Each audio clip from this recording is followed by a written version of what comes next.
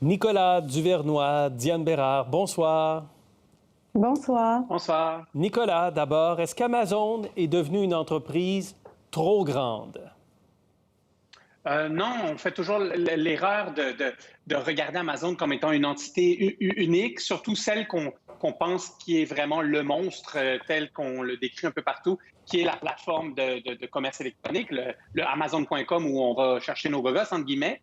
Mais Amazon, c'est une myriade d'entreprises qui vont du supermarché Whole Foods aux services d'info nuagique, aux plateformes telles Prime Video et bien sûr des magasins aussi dans d'autres pays, Oui. des magasins physiques. Donc, le site web Amazon en tant que tel, le e-commerce, représente un peu moins que la moitié de ses revenus totaux. Donc, si elle est trop grosse, bien, il y a énormément d'entreprises quand même qui seraient trop grosses. Il y a des Walmart qui seraient trop gros. Il y aurait beaucoup d'autres joueurs qui seraient trop gros. Donc, non, c'est juste trop, 200 milliards sur les 400 qui sont dans le commerce en ligne. Est-ce que c'est trop gros, Diane? Oui. Définitivement. C'est la troisième plus grosse entreprise au monde. 1,3 million d'employés quand on inclut les employés à temps partiel. Amazon s'est infiltré dans tous les aspects de notre vie, dans tous les pays. Le seul pays qui a résisté, c'est la Chine, avec son propre écosystème qui s'appelle Alibaba. Mais pourquoi la Chine a résisté? Pour deux raisons.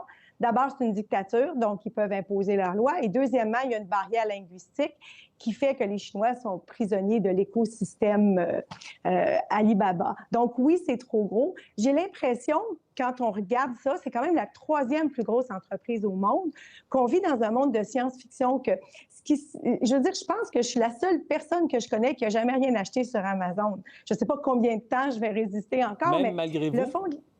non, j'ai pas acheté. J'en ai pas besoin de ce qu'il y a sur Amazon, je suis capable de le trouver ailleurs, mais objectivement, on a l'impression qu'on vit dans un film de science-fiction quand on nous prédit qu'il va rester une entreprise par secteur à force de consolidation puis d'acquisition et que là, les gouvernements vont laisser aller leur pouvoir à ces entreprises-là. Quand on regarde la taille de l'entreprise, c'est gigantesque. On évoque qu'Amazon, dans quelques années, pourrait détenir 20 des ventes au détail aux États-Unis. À un moment donné, ça s'appelle plus... Ils ont déjà 45... Pardon. 45 quoi? Ils ont déjà 45 du commerce électronique aux États-Unis. Ça ne s'appelle plus de la concurrence, là. Mais la seule chose qui les sauve, c'est qu'ils ne sont pas un monopole. La seule chose qui les sauve, c'est qu'ils ne sont pas un monopole au sens strict. Parce qu'un monopole, ça empêche la concurrence.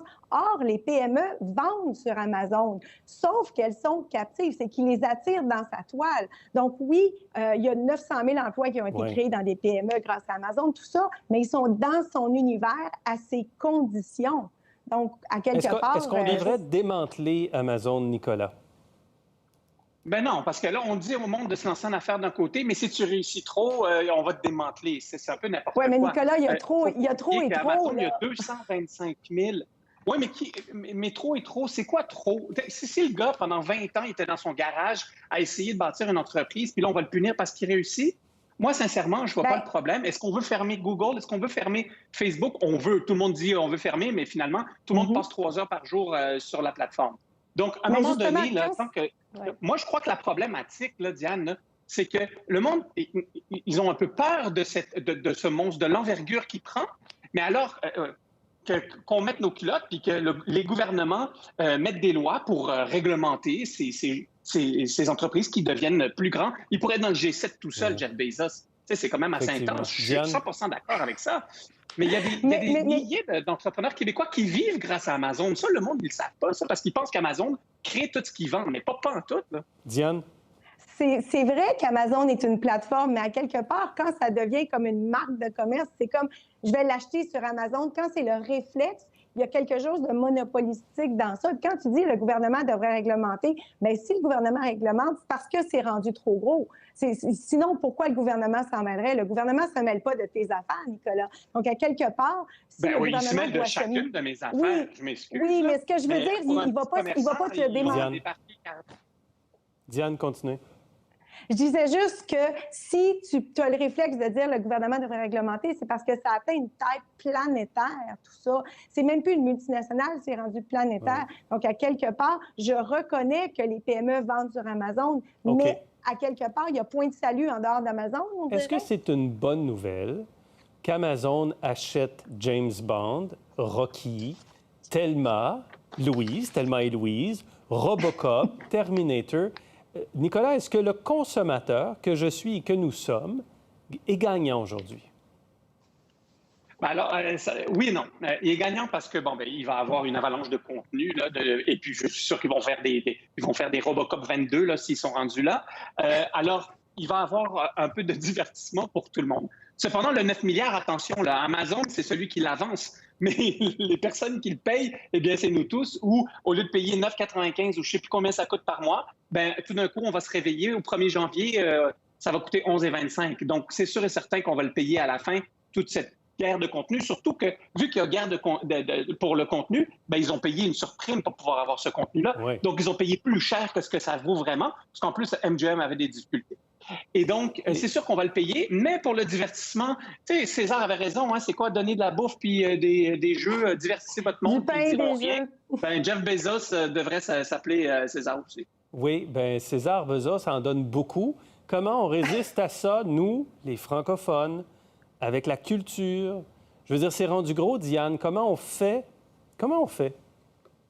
Je pense que c'est pas on peut plus parler de compétition. Je pense qu'il y a peut-être des publics différents. Je pense qu'il y a un problème peut-être de mise en marché. Je pense que le réflexe Netflix est aussi fort que le réflexe Amazon. Pourtant, il y a plein de productions de qualité au Québec. Je peux nommer Fragile, m'entends-tu? Je voudrais qu'on m'efface. Il y en a des tonnes. Oui. Il y a une question peut-être de mise en marché. Peut-être que les lancements sont plus discrets. Peut-être que le réflexe Netflix est tellement installé qu'on ne peut pas aller chercher une certaine clientèle. Il y a aussi une question technologique. Pour préparer la chronique, j'en parlais avec mon conjoint, puis il me disait, tu sais, Diane, les plateformes québécoises, il y en a beaucoup qui plantent souvent.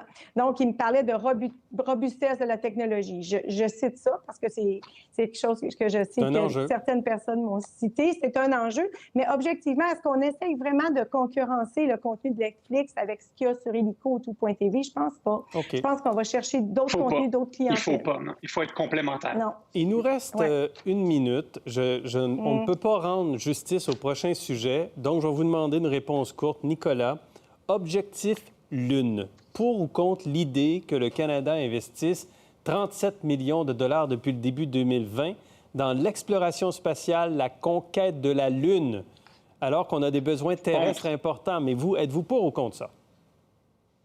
Totalement contre. Moi, je crois qu'on devrait prendre cet argent-là et l'investir pour aider nos entreprises de l'industrie aérospatiale d'aller chercher et de développer des collaborations, d'aller chercher des contrats avec des NASA ou des SpaceX de ce monde qui flottent des milliards pour aller se promener dans l'espace. Là, avec 36 millions, je ne sais même pas si c'est assez juste pour payer l'essence pour aller sur la Lune.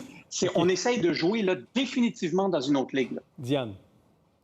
C'est pas beaucoup d'argent, mais je suis pour le fait d'aller dans l'espace, à condition que ce soit pas pour une conquête, que ce soit pour aller développer des technologies qui vont être développées qui vont être implantées dans notre quotidien après ça. Mais dans un esprit de conquête, parce que les autres le font, parce qu'il y a une course à ça, non, on est libre de choisir le développement économique qu'on veut. Puis c'est pas effectivement avec ce montant-là qu'on va faire une différence. Mais par contre, s'il y a des projets technologiques qui peuvent revenir dans notre quotidien après, oui.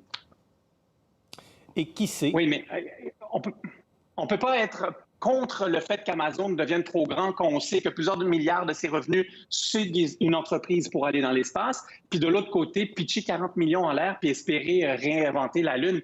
Ce qui va se développer par la NASA ou SpaceX ou je ne sais pas quel autre pays qui veut aller se promener sur Mars, eh bien, à un moment donné, ça va être aussi disponible pour nous. Je crois qu'il faudrait être des partenaires complémentaires qui les aident.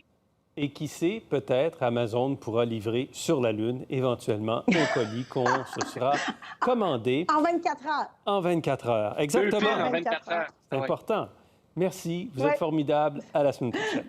Bonne soirée. Pour voir nos émissions en entier, rendez-vous sur la chaîne ICI RDI.